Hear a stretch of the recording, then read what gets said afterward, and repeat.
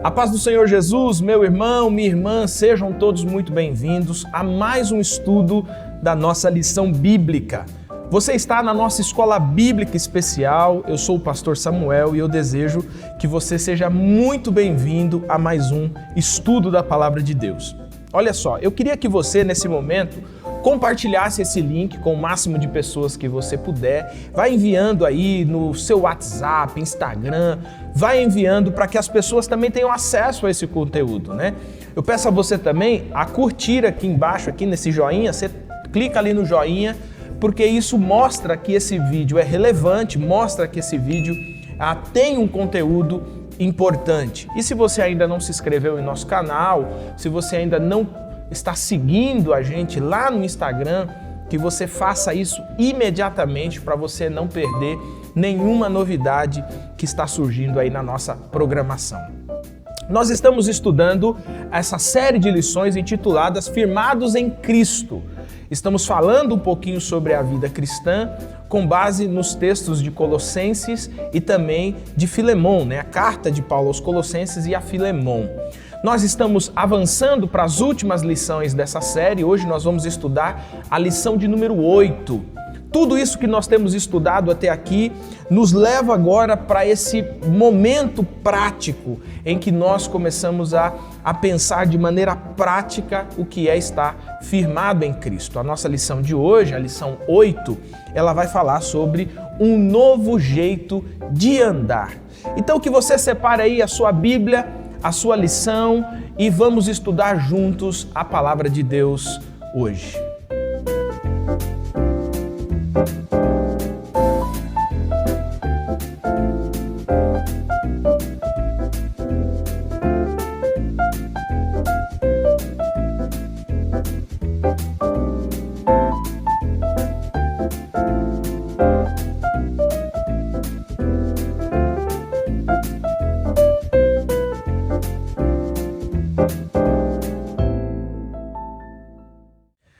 Antes de nós entrarmos na nossa lição bíblica, a lição de número 8 hoje, que vamos estudar, eu queria falar para você novamente sobre o trilho do discipulado. Lembrar você que se você entrar no YouTube, há uma live especial que aconteceu há 2 semanas atrás, numa segunda-feira, falando sobre o trilho do discipulado. Se você acessar essa live aí no YouTube, você vai ter acesso a todas as informações, a importância desse material para os promessistas espalhados por todo o Brasil e por todo o mundo. O trilho do discipulado é um objetivo, ele tem um objetivo de levar a gente a um aprofundamento do estudo da palavra de Deus, a um aprofundamento da nossa confissão de fé, compreendermos com clareza quais são os propósitos de Deus na nossa vida, o que foi que Cristo fez por nós, o que nós devemos fazer em relação a Cristo, como nos relacionamos com a comunidade de fé, com a igreja, o que são os dons. Então, esse trilho do discipulado vai nos ajudar, vai ajudar você a compreender melhor a palavra de Deus, a fé que você está abraçando. Para os novos convertidos, é uma introdução a essa nova caminhada na fé cristã. Para aqueles que já estão há algum tempo, é um revisitar daquilo que nós abraçamos quando nos rendemos a Cristo e fomos batizados há muitos anos ou há alguns anos atrás. Então, que você entra lá no YouTube, entra também lá no site da Editora Promessa para adquirir o material e você vai ver que esse material será extremamente importante e extremamente frutífero para a sua caminhada com Cristo, para a caminhada da sua igreja, com os jovens, adolescentes, com os adultos. Eu tenho certeza de que o nome de Cristo será glorificado e o discipulado avançará ainda mais, trazendo pessoas à semelhança de nosso Senhor Jesus Cristo. Amém? Bom, vamos então à nossa lição de número 8, um novo jeito de andar. Nós viemos até aqui falando nessa carta aos Colossenses, entendendo um pouco dessas instruções, dessas chamadas de atenção que o apóstolo Paulo dá aos irmãos na igreja de Colossos. Nós observamos também que a importância do sacrifício de Cristo, como que essa cédula de dívida, ela foi exposta na cruz, ou seja, a dívida foi paga e uma vez livres do pecado, nós agora passamos a viver uma nova vida, né? Na última lição, nós estudamos falando sobre buscar as coisas do alto, ou seja, buscar as coisas dessa nova vida. Nessa lição de hoje, o objetivo é a gente entender quais são as implicações éticas de prática da vida, uma vez que nós nascemos de novo em Cristo, uma vez que nós ressuscitamos com Cristo. Então, essa lição vai expor para nós os desafios de nós caminharmos nessa nova vida com Cristo. Olha só o que diz o texto de Colossenses, capítulo 3, versículos 9, a parte B e 10, que é o texto base da nossa lição. Vocês se despiram da antiga natureza e de todas as suas práticas perversas. Revistam-se da nova natureza e sejam renovados à medida que aprendem a conhecer seu Criador e se tornam semelhantes a Ele. Aqui aparecem duas imagens interessantes, né? Aliás, três, né? Revestir da nova natureza, conhecer o Criador e se tornar semelhante a Ele. São três ações que vão acontecendo na vida de todo aquele que se rendeu ao nosso Senhor Jesus Cristo. Então, como é que nós andamos segundo Cristo? Como é que nós andamos sendo semelhantes a Cristo? É disso que trata a nossa lição de número hoje. Eu queria enfatizar aqui na nossa introdução, o último trecho aqui da introdução que diz, olha, nesta lição relembraremos os danos subversivos da velha natureza, bem como o único trajeto que pode nos levar à transformação da vida. E para nos ajudar, então, no comentário dessa lição, ajudar a responder essas perguntas, está conosco aqui mais uma vez o pastor Willy. Pastor Willy, seja mais uma vez bem-vindo e que esse tempo seja um tempo abençoador. Amém. Paz do Senhor, pastor Samuel, paz do Senhor Jesus, irmãos e irmãs. Espero que a gente consiga mais uma vez contribuir aí para os estudos dos nossos irmãos, mas é uma alegria sem fim estar aqui com vocês, compartilhar a palavra de Deus. Amém, amém. O pastor Willy, que nos ajudou na lição passada, né, uma lição que, quando as câmeras se desligaram, né, a gente até continuamos conversando, porque, como o pastor Willy falou, né, na semana passada, né, aonde tem Cristo, tem impacto, né? Cristo é impactante. Aonde tem o Evangelho, é impactante, né? E eu acho que nós temos insistido bastante em você não se tornar uma pessoa pragmática com a fé, em não se tornar uma pessoa pirotécnica com a fé, sabe? Aquelas que ficam admiradas com as luzes, com os fogareiros, com as explosões, mas aquela que fica fascinada com o Evangelho, fica fascinada com aquilo que Jesus fez por sua vida e aquilo que Jesus ainda está fazendo através da sua vida. Aonde tem Evangelho, tem impacto. E é isso que nós vamos estudar hoje nessa lição, pastor Willy. O impacto do Evangelho nessa nova caminhada, o impacto do Evangelho nessa nova ética, nesse novo jeito de viver. A primeira pergunta, ela vai direto aqui ao ponto e ela vai dizer o seguinte: cite as duas figuras usadas por Paulo para ilustrar a transformação da natureza em Colossenses 3, 5, 9 e 10, com apoio aí do comentário 1 também. Quais são essas figuras, pastor Willy? Bom, vou ler aqui o versículo 5, a primeira parte do capítulo 3 de Colossenses, que diz assim, ó, assim, façam morrer o que pertence à natureza terrena de vocês. Há uma ordem aqui, né? Para esses que foram regenerados pelo poder do Evangelho, pelo sangue de Jesus Cristo, a gente tem agora uma luta, como nós dissemos na lição anterior, tensa e intensa para que de fato morra aquela natureza antiga que era governada por instintos antigos. E é radical isso, né? Porque ele podia dizer simplesmente acalme essa natureza, né? Mas não, ela precisa morrer, ela precisa de fato ser deixada de lado. Então a primeira expressão aqui impactante que o apóstolo Paulo traz para falar a respeito dessa transformação, dessa nova vida, é de mortificação, é de morte, de fato, daquilo que era antes. E aqui também há um imperativo, né? Façam morrer. Ou seja, lutem de fato para que tudo aquilo que está relacionado à natureza antiga de vocês, à satisfação da carne, daqueles desejos que antes governavam vocês, agora vocês têm uma luta, nós temos uma luta tensa, profunda, para que essa natureza de fato seja morta. Então o primeiro símbolo aqui é de matar de fato, né?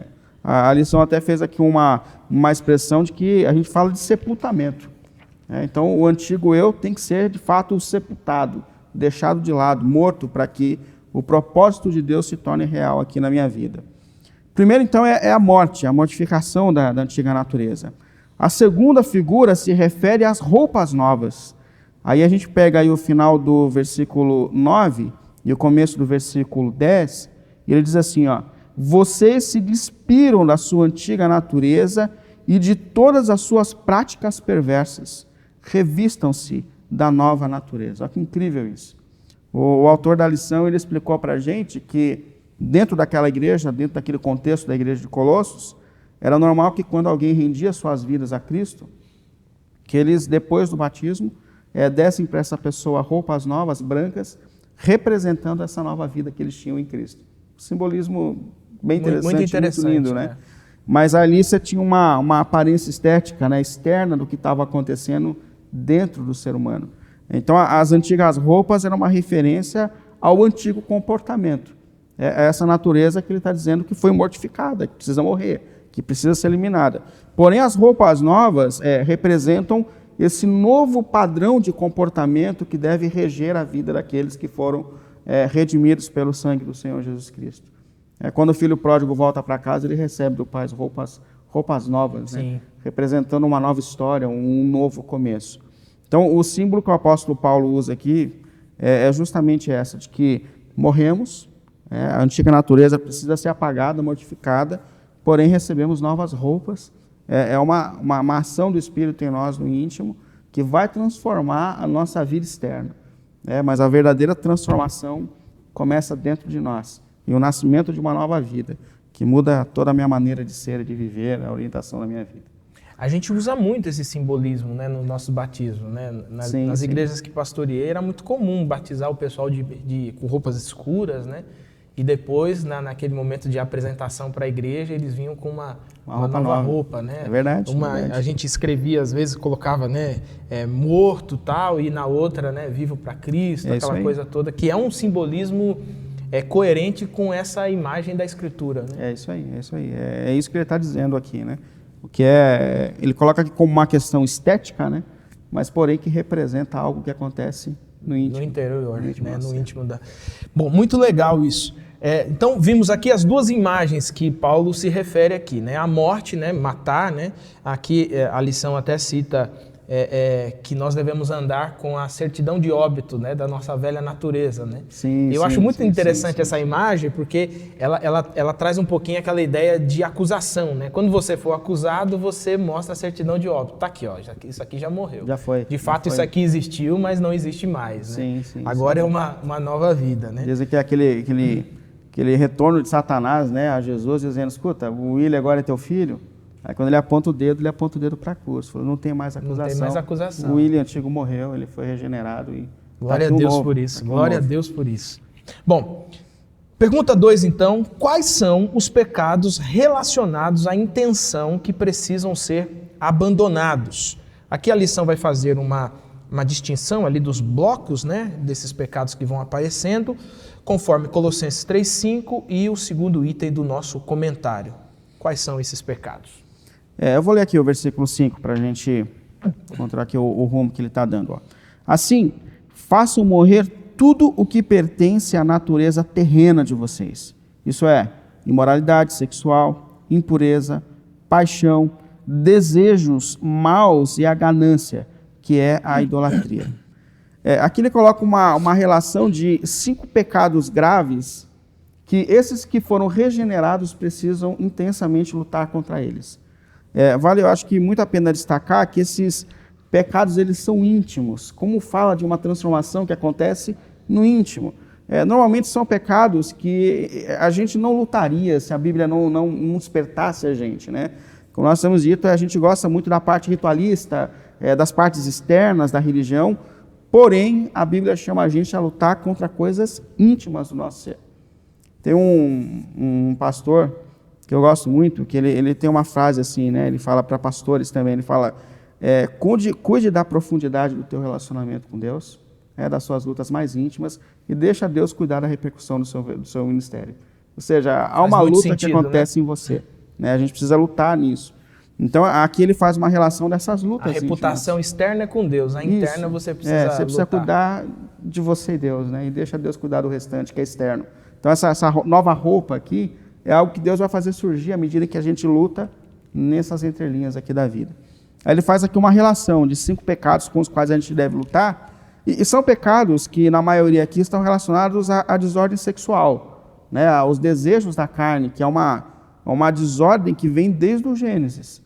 A gente sabe que o sexo é santo, né? A gente às vezes tem medo de falar a respeito disso, mas ele é santo. Ele foi pensado, criado, idealizado de uma forma milagrosa por Deus, né?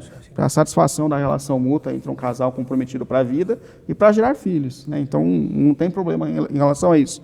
Porém, o pecado ele traz uma depravação, né, para a natureza humana, e como nós vimos também na lição passada, todos nós fomos tirados desse mesmo contexto. Todos nós antigamente servíamos essa natureza.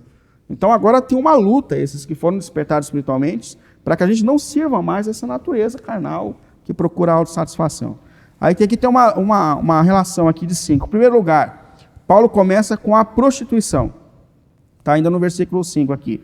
Que segunda lição trata aqui da prática sexual desalinhada da visão divina. Então, primeira coisa, é essa relação de uma vida sexual longe fora do propósito que Deus dá para ela. Que é uma coisa que afeta muito a nossa geração, que afeta todas as gerações, né? A gente precisa entender que o sexo, como a gente disse, é santo, para 2 pessoas comprometidas para a vida. Eu tento falar muito a essa geração de jovens que Deus coloca um processo, né?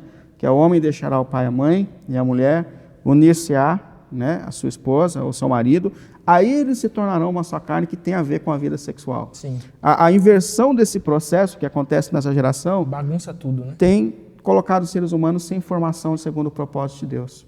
Eu digo muito a jovens do nosso tempo, você quer ver um homem virar homem? Seja santa na sua sexualidade.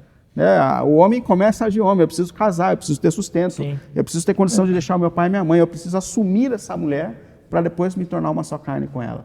Agora, a inversão desse processo, essa depravação do propósito que Deus dá, só tem trazido conflitos para a vida conjugal, para a formação dos seres humanos, para a glória de Deus, e de vidas conjugais para a glória de Deus. E até mesmo nessa questão, por exemplo, de namorados, né, que mantêm vida sexual ativa, né, que seria o sexo fora do casamento, sim, né? Também sim, é um sim. sexo fora do casamento. E às vezes alguns dizem assim, não, mas a gente vai casar, a gente já assumiu o compromisso, a gente só está organizando algumas coisas, né? Mas mesmo para pessoas que têm a relação sexual antes do casamento, mesmo pessoas assim que se casam, gera consequências que são assim, elas perduram por muito tempo, né? Sim, sim. Essa atitude, isso Deus tem trabalhado de uma forma extraordinária desde o começo, ensinando a gente a criar filhos, a ser assim. Essa atitude do resistir ao desejo, ao impulso, tem a ver com a formação do ser humano para o casamento. Então, no casamento, você vai ter que resistir, você vai ter que lutar contra si mesmo. Então, quando você quebra esse alinhamento que Deus dá para o desenvolvimento humano, Deus ajuda a gente a consertar as consequências, ajuda, mas é muito mais sofrido. Mas consequência é consequência, né? Consequência. Ela tem esse nome por causa disso. Exatamente, né? Exatamente. Então, ele fala aqui de pecados sexuais, que aqui ele coloca até nessa relação extraconjugal ou do sexo fora do propósito que Deus tem para a vida. Aí ele coloca aqui em segundo lugar, fala da impureza, também idealizando aqui uma impureza com relação à prática do prazer, né? Pode ser a referência a uma libertinagem ou perversidade que vai nesse mesmo contexto aqui, que é a vida sexual simplesmente para autossatisfação. A gente fala que o ser humano não é bicho, né? A gente precisa de vida compartilhada, né? O sexo não satisfaz o ser humano. Sim. Não satisfaz o ser humano. A gente precisa de gente, de vida, né, compartilhada. E o pessoal confunde relacionamento com sexo, né? Sim. Relacionamento é uma coisa, né? A pessoa até usa relacionamento sexual, né? Sim. Mas isso não tem nada a ver. Relacionamento é uma coisa, sexo é outra coisa, né? Não dá para confundir essas duas coisas, né? E o sexo fora do propósito de Deus, ele não traz a satisfação que a alma precisa. Essa é a questão, né? Porque a gente tem hoje uma sociedade aí completamente desordenada na questão sexual, porque não satisfaz. É como a samaritana, né? Já estava no quinto casamento e ainda não estava feliz. Não estava feliz. E quando Jesus toca nesse assunto, ela fala de templo. Porque a gente não quer falar a respeito dessas coisas. Essa é a questão, A gente quer dar uma camuflada, né? Quer fingir que está tudo bem. Quando ele fala assim, então vamos falar da tua vida íntima. Então, e o templo? Qual que é? O de Jerusalém ou o de Samaritana? Qual o melhor lugar para eu ir para o culto? É legal a gente olhar para isso, porque você percebe que a transformação da alma começa numa luta do íntimo. Que é justamente aonde a gente não quer lutar, né? É isso. É o que a gente não quer se contrapor. Exatamente. Né? O cara fala assim, o que eu tenho que fazer? Eu tenho que guardar o sábado? E tem que guardar mesmo. Eu tenho que dar o dízimo? Tem que dar mesmo.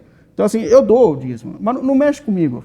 Né? Não mexe na maneira que eu trato minha esposa. Né? Nos meus pecados ocultos. Né? Essa é a questão. Então, percebe que a transformação da alma começa aqui numa luta do íntimo, do secreto, né? Do secreto da nossa alma. E lutas que todos nós temos na alma. Todos nós temos na alma. Aí ele coloca aqui em terceiro lugar, paixão lasciva, temos aqui uma referência a um impulso descontrolado, que não descansa enquanto não for satisfeito. Isso está muito relacionado também às nossas lutas, né? Então a gente tem desejos nessa carne antiga, nessa natureza antiga, que pedem por satisfação, né?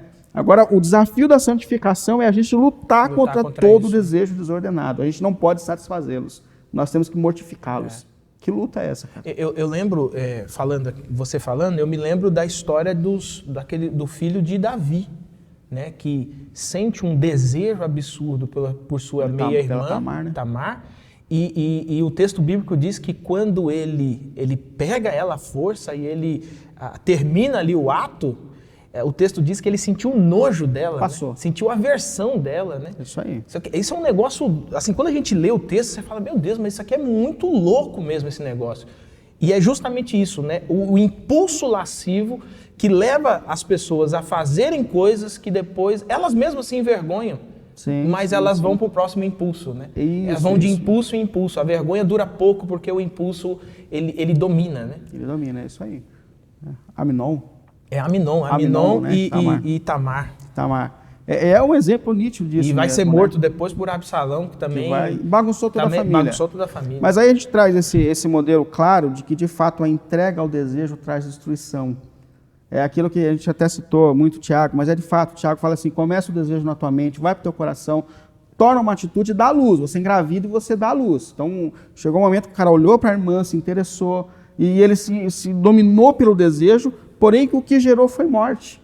Morte literal, morte do desejo, morte na família, acabou com os relacionamentos. Davi, porque não resolveu isso também, nunca mais teve uma família ordenada, teve assassino dentro de casa. Olha. Teve que sofrer com Absalão, né? Absalão depois, né? E sim. Então você vê que, de fato, a satisfação da carne traz morte, traz destruição. A luta contra isso é algo para que a gente tenha vida, né? Aquilo que Paulo fala, no fim é bom.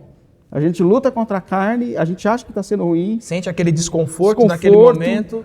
Lá em Hebreus 12, né, que ali tem um padrão de disciplina de Deus, que Deus fala, Deus disciplina os seus filhos, ele corrige, ele diz não, né, e na hora parece ruim. Mas toda disciplina no momento parece ruim, mas no fim depois é bom. No fim é bom, a luta contra si mesmo. Ela dá vida, ela gera vida, né? O texto diz que ela gera vida, né? Incrível, né? Isso me faz me lembrar também de Sansão, né? Sim. Sansão é um exemplo também clássico de quem não conseguia dominar o desejo lascivo, né? Sim. E é muito interessante porque Sansão parece que ele tinha um desejo muito específico, né? Os pais chegam a perguntar, meu filho, tem tantas mulheres aqui entre o nosso povo, por que você não escolheu uma entre o nosso povo? Mas você percebe que ele tinha algum conceito já formado na mente que fazia ele buscar sempre o mesmo tipo de mulher. E ele não controlava isso, né? A ponto de matar um monte de gente, sim, de ele mesmo ser assim, atacado. Ele não foi morto especificamente por isso, mas levou à sua morte, né? Então, assim, você percebe claramente como que não controlar a lascívia pode... Essa paixão lascívia, né? Que é a ideia de queimar, né? Um negócio que queima, né? Sim, sim. Ela nos mata, né? A entrega à carne, a entrega a esses desejos. E não é à toa que o apóstolo Paulo aqui está fazendo uma relação de pecados sexuais. Porque são pecados ocultos, são pecados que a gente tem que lutar nas entrelinhas, né, da nossa vida. Aí ele fala também aqui no quarto lugar de desejo maligno, né? Que ele colocou como um desejo intenso e pervertido. Inclusive é maligno, né? São desejos de perversão. E infelizmente a gente sabe que todos nós viemos de um contexto onde éramos de fato de uma natureza contaminada e todos nós enfrentamos essas lutas íntimas. A gente pode vestir uma boa roupa, um bom terno, mas todos nós estamos nessa luta íntima. Quanto mais a gente luta contra isso, mais a gente caminha para essa mortificação desejada por Deus e para que os preceitos de Deus de fato se tornem reais. Aí ele coloca aqui em quinto lugar, que ele sai desse foco aqui das questões da sexualidade, e coloca aqui a menção da avareza. Ele termina falando de avareza. É um desejo pelo dinheiro ao ponto de torná-lo um Deus, que é mais um pecado oculto. Essa natureza humana, ela luta para poder encontrar paz, encontrar equilíbrio, né, na existência. Eu preciso de um Deus, né? Eu preciso de alguém que faça eu acordar bem, que me faça dormir bem. E não foi à toa que o Senhor Jesus falou que a gente precisa decidir a quem nós vamos servir. Sim. Porque, de fato, há uma tendência em nós de encontrar estabilidade existencial no dinheiro, na carreira. Essa mortificação aqui não é brincadeira, não. Para que a gente tem muitas pessoas que elas mudam o jeito de ser quando tem ou quando não tem, né? Então, a pessoa adquiriu muito dinheiro, ele anda de um jeito diferente, como se nenhuma adversidade pudesse atingi-lo, né? Sim. Eclesiastes fala muito disso, né? Salomão fala sobre isso, né? Ele anda como se nada pudesse atingi-lo, porque a segurança está no dinheiro, né? Mas todos nós estamos vulneráveis a isso, na verdade. Contar uma questão pessoal, não sei se eu já contei aqui, mas eu falo para a igreja assim, eu estou no púlpito, eu conto quantas vezes eu quiser a minha história. É isso aí, cara, é isso aí. Mas eu lembro de uma vez, eu sempre trabalhei por conta, né? A gente tem uma empresa de família, uma empresa aqui pequena, mas que não falta nada, mas também não sobra nada, é aquele esquema que a gente tem. E hoje eu trabalho integral como pastor, mas eu lembro muito de uma época que eu fechei um contrato com uma empresa grande. Parece ser mentira, mas eu conheci um homem que eu trabalhei com ele, ele trabalhava com mão de obra numa casa, ele falou, eu vou me formar em engenheiro, a gente conversou, virou amigo, eu vou entrar numa das maiores construtoras do Brasil, e quando eu estiver lá, eu vou te chamar para prestar serviço. Eu falei, cara, para mim é sonhador, né? E um dia meu telefone tocou e era ele. E ele falou, Willy, lembra de mim e tal? Eu lembro. Cara, eu tô naquela construtora. Eu falei, sério, cara? Tô, era meu sonho, entrei. E detalhe, tô te chamando para começar a prestar serviço pra gente. Aí eu fui, cara, E chegou um momento da minha vida que pela primeira vez eu percebi que eu tinha dinheiro para 3 meses Tava garantido. dando uma sobrada, né? Você entendeu? Porque assim, a gente trabalha, foi, vai pagar, fechou a semana, né? Deu certo. E chegou um momento na minha vida que eu percebi que eu tinha, não era muito dinheiro não acho que é muito dinheiro não, mas eu fiz um levantamento ali no meu saldo e eu percebi, eu falei assim, olha, eu tenho esse mês garantido, eu tenho o próximo, eu já tenho o próximo. Cara, não é só um milagre na minha vida de pobre. Né? Sim, isso é uma baita incrível. Segurança, né? Mas eu sou crente, eu tô bem. Cara, um momento eu parei na minha vida e eu percebi que eu estava mudando. A primeira decisão que eu tomei, eu não vou pregar mais, eu sou voluntário. Senão você vai para o púlpito para quê? Você fica recebendo crítica, passa a semana toda fazendo sermão. Vou me estressar por quê? Eu não vou pregar mais, eu vou continuar indo para a igreja, vou continuar sendo crente, vou continuar levando a minha parte, mas pregar eu não quero mais. Né? Aí, resumindo a história, um dia, chegou no dia de receber a empresa e alguém lá da financeira falou assim, ele não caiu, cara. Aí eu liguei lá e falei assim, a empresa quebrou e a gente não tem dinheiro para pagar vocês. Meu Deus do céu, cara. Cara, eu tinha um dinheiro investido naquele negócio. Entendeu? Então eu precisava receber. Pensa no ser humano que se converteu da noite pro dia. Que entrou na escala da pregação o mês inteiro e voltou. Mas assim, aquilo foi uma experiência importante para mim, porque a gente muda quando a gente acha que está seguro. E muitas vezes a gente está com esse Deus aqui regendo a nossa vida. Verdade. Sabe? Verdade. Muitas vezes, né? Eu que me considero uma pessoa simples, sem perceber, estava me tornando uma pessoa desse jeito. Então, Paulo coloca aqui uma relação de pecados íntimos, né? 5 inclinações aqui, inclinações da nossa carne, né? sobre as quais a gente deve lutar para que essa mortificação se torne uma realidade. E aqui parece aquela tríade famosa, né? De sexo, poder e dinheiro, né? Sim, sexo, sim, poder sim, e dinheiro, sim. né? Que é até discutido isso na própria sociedade, porque se chega à conclusão de que quase todos os problemas da sociedade estão com um ou outro desses fatores envolvidos, né? Ou é o sexo, ou é o poder, ou é o business, né? O dinheiro. Né?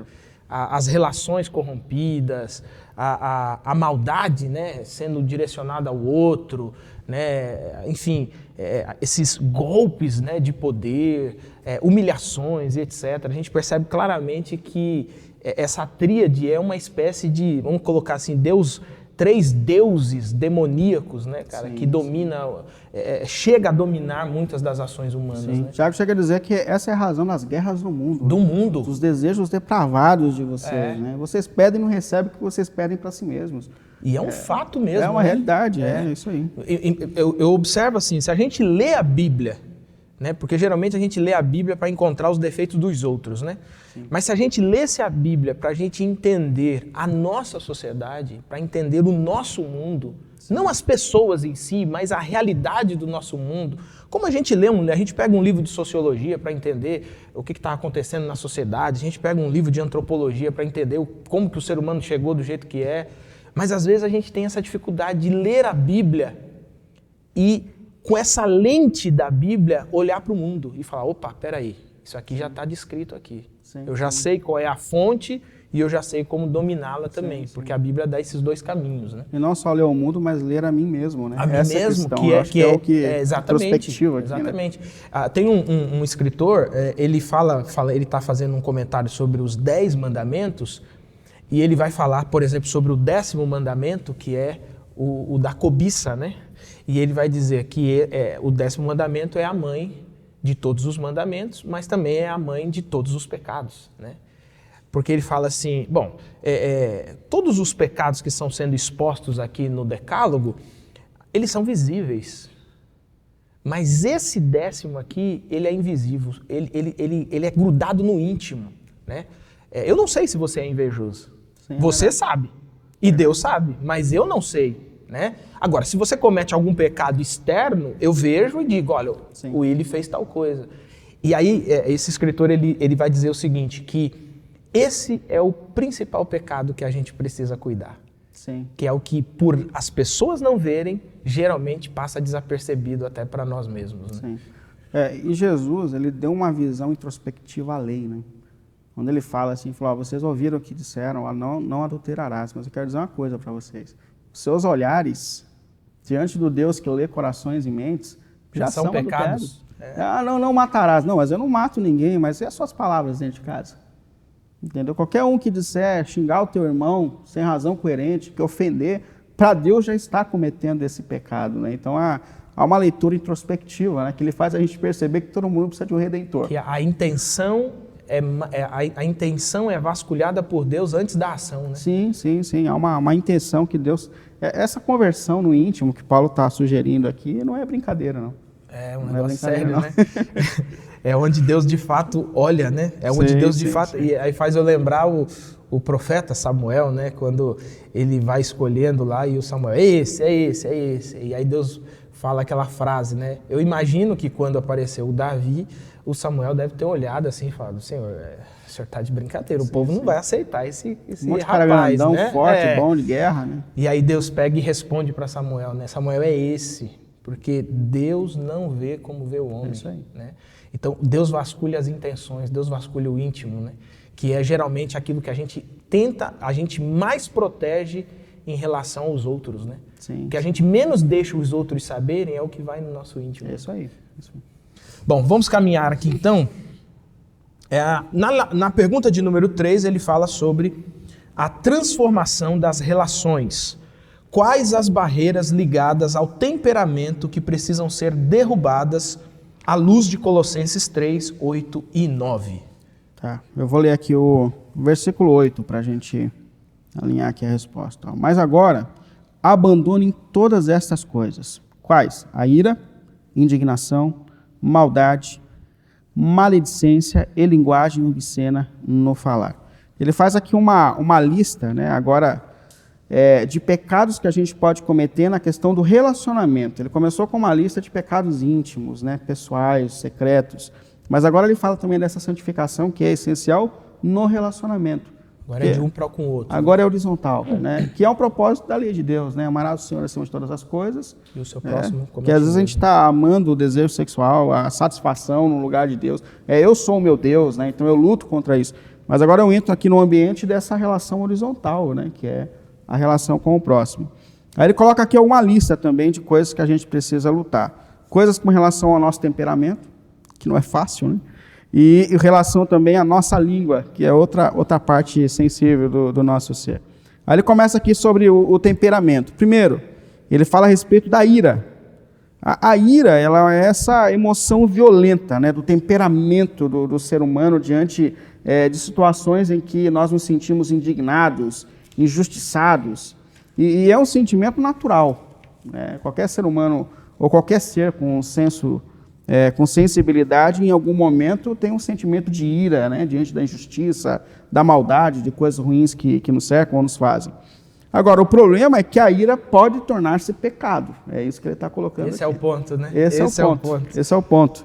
Em Efésios 4, 26, o apóstolo Paulo fala sobre esse perigo, né, da ira tornar-se um pecado. Eu vou ler aqui a partir do 25, Efésios 4. Ele fala assim, portanto, cada um de vocês deve abandonar a mentira. É interessante aqui que Paulo, a palavra de Deus, ela fica repetindo as mesmas coisas.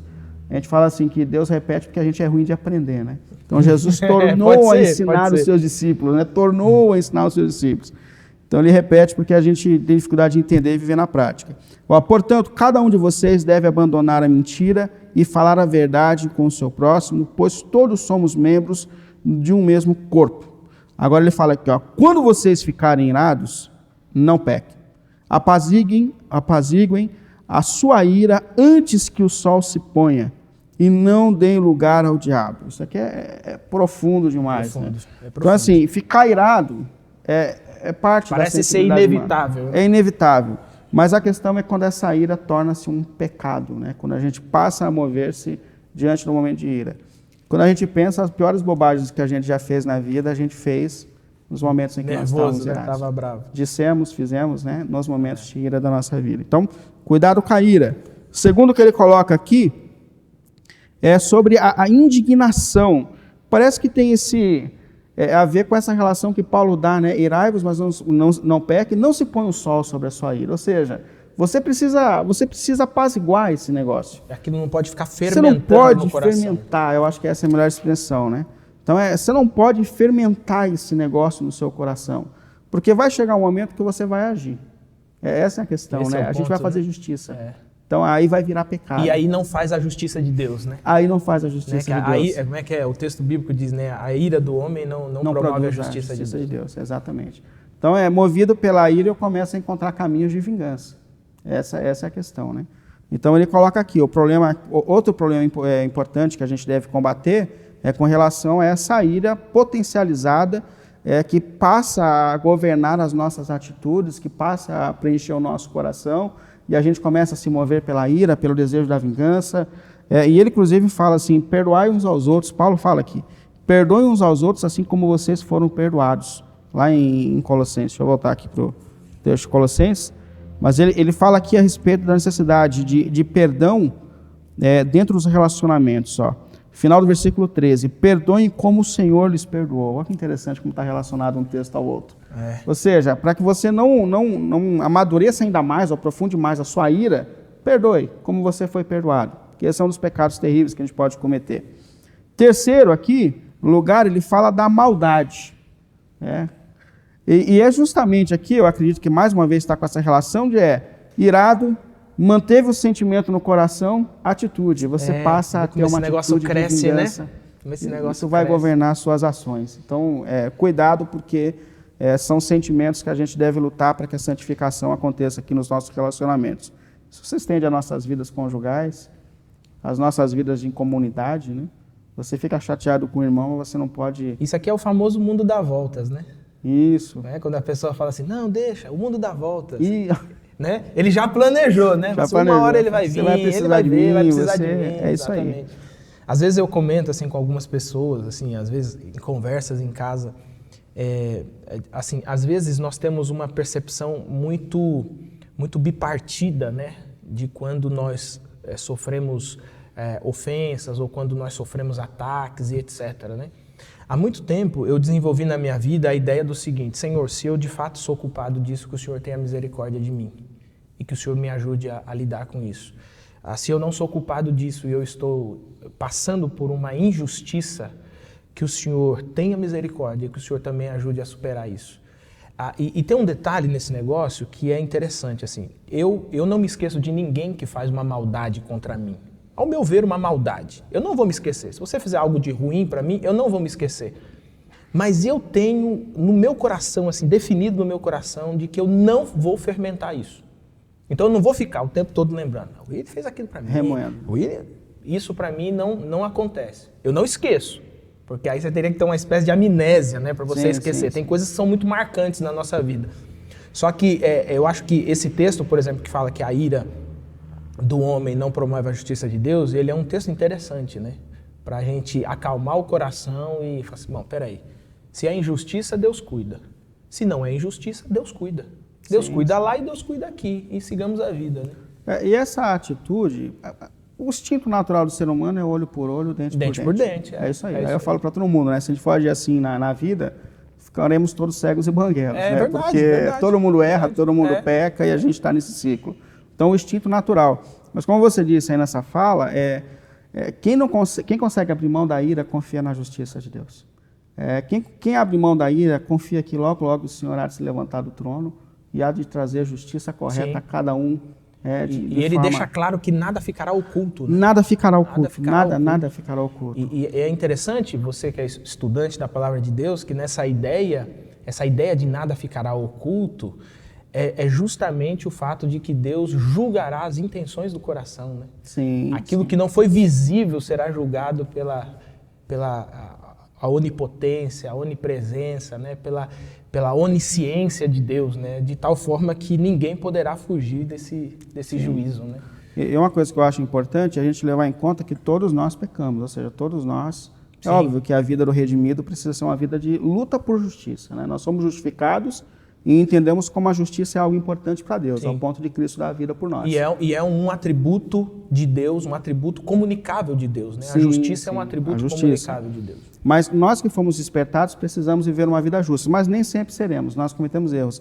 Aí, por isso que a Bíblia coloca, e Paulo coloca aqui no fim de tudo, esse ciclo de perdoem.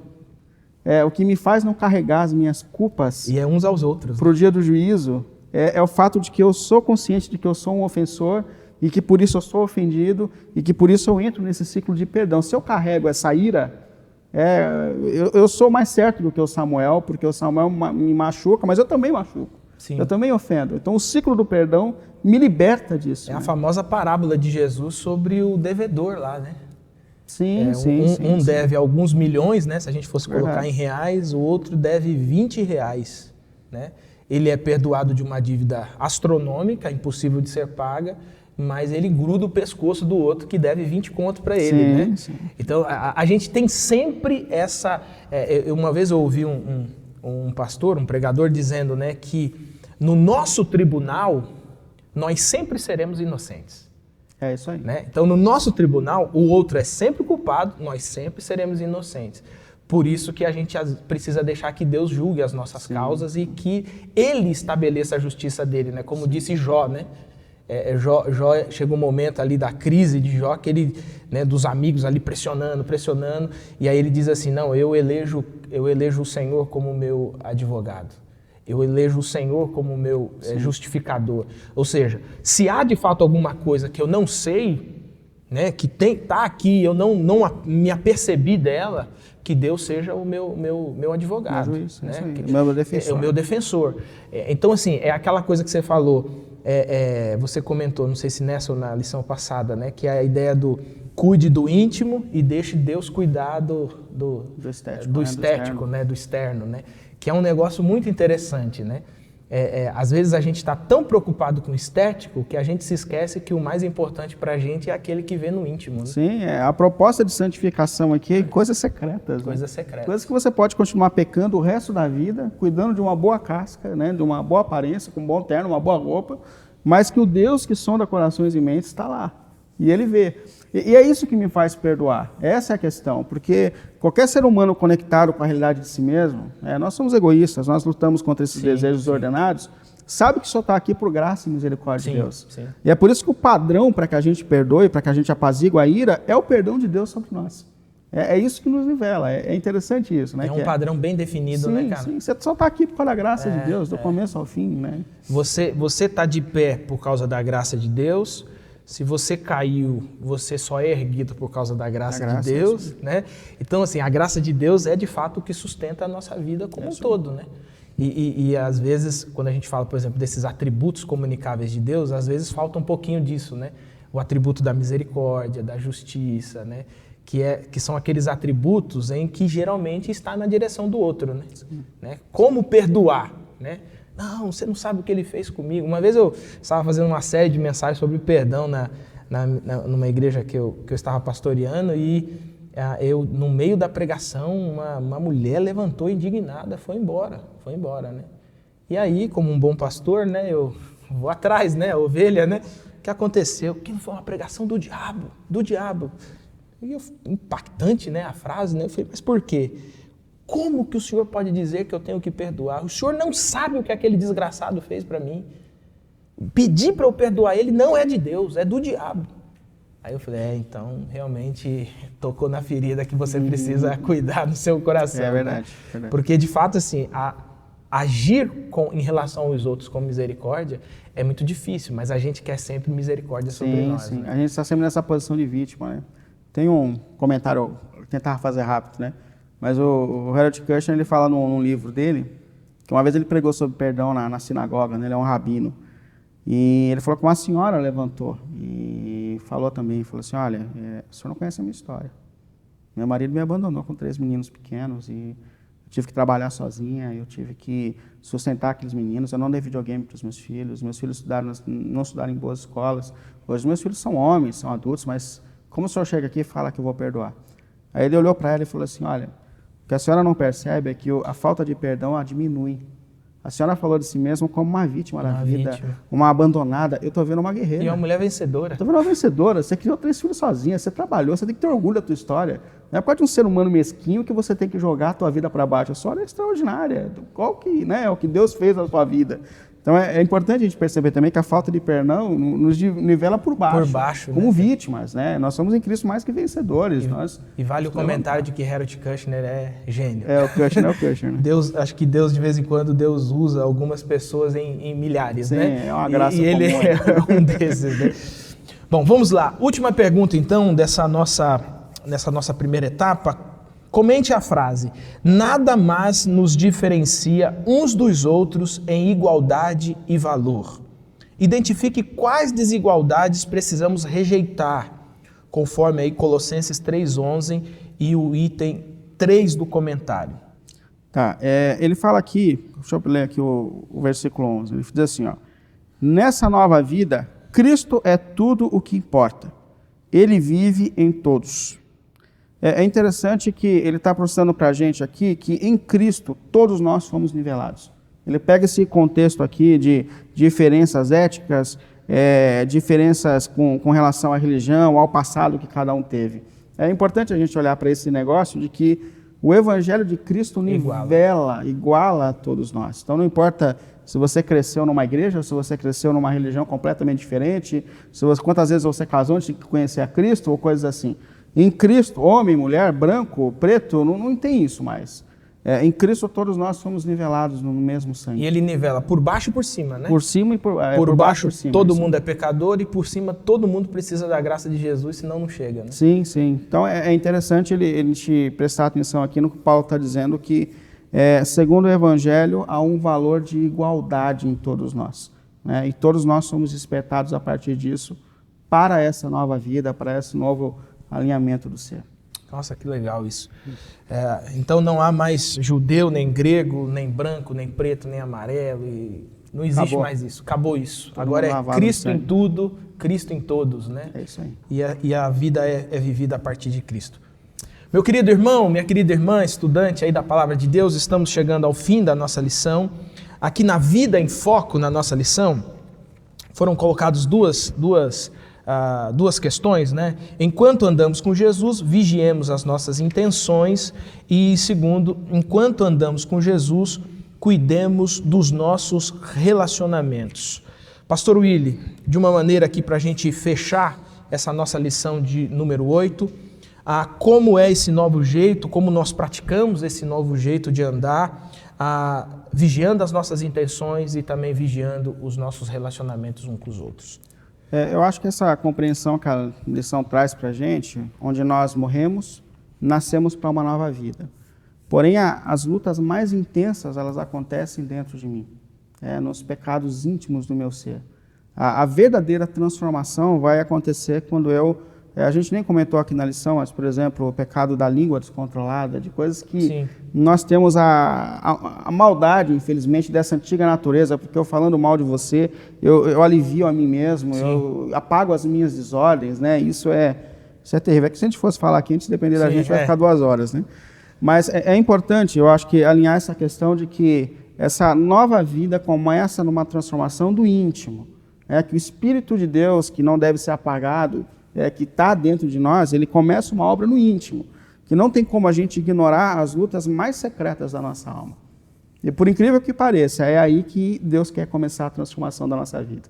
Eu gosto muito do Evangelho de Mateus no capítulo 6, onde Jesus, a gente até citou na outra lição, nos convida a nos desprendermos de tudo que é externo, a religião externa. Aí ele fala assim, vai para o teu quarto secreto. Por quê? Porque no quarto secreto eu sou quem de fato eu sou. Sim. E por incrível que pareça, é assim que Deus quer me encontrar. Da porta para dentro. Cara, lá eu sou quem eu sou. E detalhe, Deus quer me encontrar assim, né? Deus quer me tratar no íntimo da minha vida. A santificação bíblica, ela acontece no secreto, naquele lugar que só Deus vê. E apesar de todos os nossos pecados, Deus quis nos salvar. Deus quis nos redimir. E está agindo em nós para que essa verdadeira espiritualidade comece a se desenvolver. E realizou toda essa obra para nos salvar. Para nos salvar. Entregando Apesar a própria de nós. vida, né? Apesar de nós. Né? Apesar de nós. Você estava falando dessa questão da língua, acabei voltando aqui na minha cabeça. Né? Um professor meu na faculdade, ele dizia assim, que o bobo da corte existe para que as pessoas olhem e digam assim, eu não sou ele. Isso. E eu achei isso de uma extrema profundidade, né? Porque às vezes nós temos o olhar aguçado para os pecados dos outros, porque a gente diz assim, não é o meu pecado, não é meu. Esse é um pecador, mas eu não sou igual a ele. Tem alguém pior que eu. Tem alguém pior que eu. Dá para continuar sendo como eu sou. E é muito interessante essa ideia de como a gente olha através do espelho, né? Você não olha o espelho porque você veria você mesmo, você olha através, né? E aí você enxerga o outro do outro lado e diz assim, é pior que eu tô melhorzinho, né? Sim. E aí a Escritura manda você olhar Cristo, né? O espelho é Cristo, agora a régua de medir é Cristo, né? Aí você vai ser sempre encontrado em falta, Sim. né? Porque não tem como você enxergar o bobo da corte dessa forma, né? Isso é extraordinário. Então o propósito da nossa vida é essa maturidade, essa transformação, até que seja gerado, esse que foi gerado, seja dominador da nossa vida e da nossa existência. Amém. Pastor Willy, pode orar para a gente? Vamos orar. Pai, a gente te agradece muito por mais esse estudo da sua palavra, Senhor. Te agradecemos mais uma vez pela obra redentora que o Senhor fez na nossa vida e na nossa história, Senhor. Porém, nós temos esse desafio de ouvir a voz do Teu Espírito em nós, nos chamando a uma santificação do mais íntimo do nosso ser, Senhor. E nós pedimos pelo nome santo do Senhor Jesus, Pai. Perdoe toda a religiosidade externa que a gente tem desenvolvido, Pai. E nos ajude pelo poder do Teu Espírito em nós, do Teu Evangelho, Senhor, a desenvolver essa santificação que começa no mais íntimo do nosso ser, Senhor. Uma obra que só o Seu Espírito é poderoso para fazer em seres humanos como em nós, Senhor. Mas o Senhor é poderoso para isso. E nós pedimos pelo nome santo do Senhor Jesus. Perdoe os nossos pecados e dá-nos forças por Tua graça e misericórdia, para que nós sejamos levantados para viver essa santificação do mais íntimo do nosso ser, pelo nome santo de Jesus. Amém. Amém. Meu querido irmão, minha querida irmã que estudou hoje a lição aqui com o pastor Willy, mais uma vez, pastor Willy, muito obrigado por sua participação, foi assim sensacional. Não esqueça de compartilhar isso com as pessoas, porque quando o evangelho é falado, pregado, estudado, ele impacta corações, ele muda histórias, ele muda vidas. E você pode ser um missionário, um evangelista, mesmo que pelas redes, compartilhando esse conteúdo. Lembro você que segunda-feira nosso programa Texto e Contexto, terça-feira Conexão Feminina, quarta-feira, como sempre, o nosso encontro marcado na nossa Escola Bíblica Especial, quinta-feira Conexão Promessas de Esperança. E não se lembre, a nossa Escola Bíblica reprisa aos sábados, então você tem aí várias oportunidades de acessar todos os conteúdos que estão sendo transmitidos aqui por nosso canal Promessistas Brasil. Olha só, lembro você o seguinte, se você ainda não se inscreveu, se você ainda não segue lá no Instagram, se você não curtiu ainda o Facebook, você está perdendo muitas coisas que estão acontecendo. Que Jesus abençoe grandemente a sua vida, que Jesus seja o centro da sua vida, que Jesus domine o seu ser e que Jesus conduza você nos estudos da sua palavra e nós nos encontramos na próxima semana. Bons estudos!